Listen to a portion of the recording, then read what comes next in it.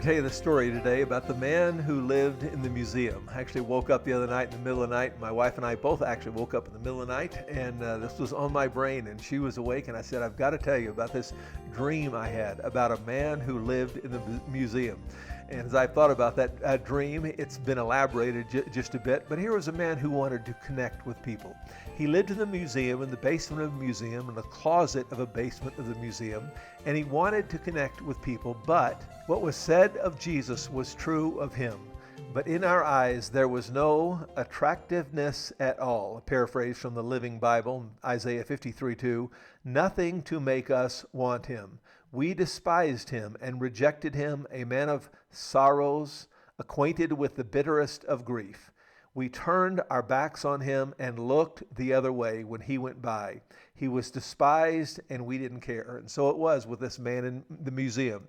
He was despised and rejected by men, and so he hid in this closet in the museum, but he wanted to connect with people. And because he wanted to connect with people, he started by moving things around. He started by moving little things around, and he would get little rocks and he would put them in a row, and the scientists would come in and the historians would come in and look at that and say the odds that this happened by random chance are completely beyond the realm of possibility. This must have happened by intelligence. Somebody must have done this, but they did not come to believe in the man who lived in the museum. But it made the man feel a little bit connected because he could overhear their conversation and realize they were talking about them, but he wanted to do more. Again, this man reminds us of what is written in Acts 17. God did this, just as this man did this in my little story here. This verse says God did this so that they would seek him and perhaps reach out for him and find him, though he is not far from any one of us. And this is what this man wanted. He wanted people to seek him and reach out to him, although he was not far. And so he moved things around. And then when that didn't work or didn't get all the result he wanted, he began to write little letters to the people, write notes at first, and then longer letters. And people would see those letters and were amazed, but they still did not come to believe in him. So he found some people to represent him. He found a man, and he called him down into the basement, and he began to converse with him and reveal himself to him. And he asked this man to go out into the museum and out into the public and tell people about him. And they did, but the people didn't really believe. And so one day, the man walked out of the closet and out of the basement and onto the floor of the museum. And he stood on that stage and he said for all to hear, "Hear ye, hear ye. I am the man who lives in the museum. My father and I actually built this museum, and we want to tell you the meaning of the things that are here. And it will give meaning to all of your life when you come to understand the meaning of the history of this museum." Well, people reacted in different ways. The curator was angry. He felt threatened by the man in the museum. All the attention this man was getting was a threat to him. But the experts, college professors, and historians said, just ignore him. This will pass. This will go away. Don't worry about it. But there was a few people, just a few people, who acknowledged who this man was and believed his message. And so it is with God. He wants to connect with us. And so he performed miracles. He wrote letters, what we call our Christian Bible. He wrote letters to us. He sent representatives, what we would call our prophets, to us.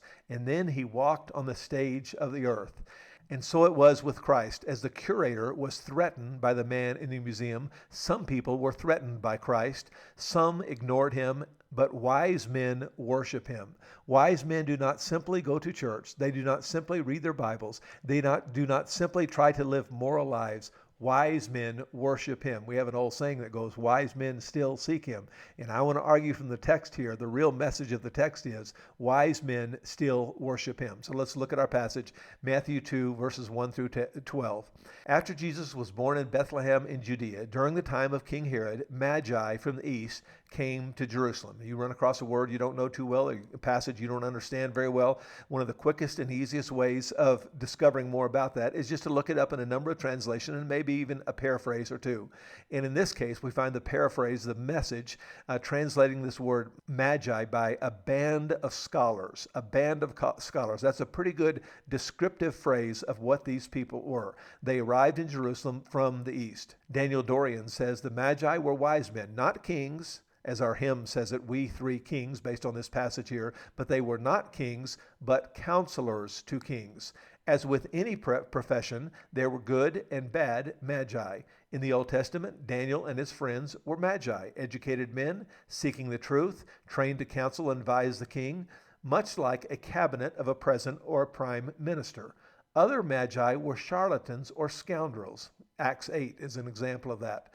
Our magi seem to be learned, noble, and wealthy, according to Daniel Dorian. Verse 2, and these wise men ask, where is the one who has been born to be king of the Jews? We saw a star when it rose, and we have come to worship him. This word worship is used to designate the custom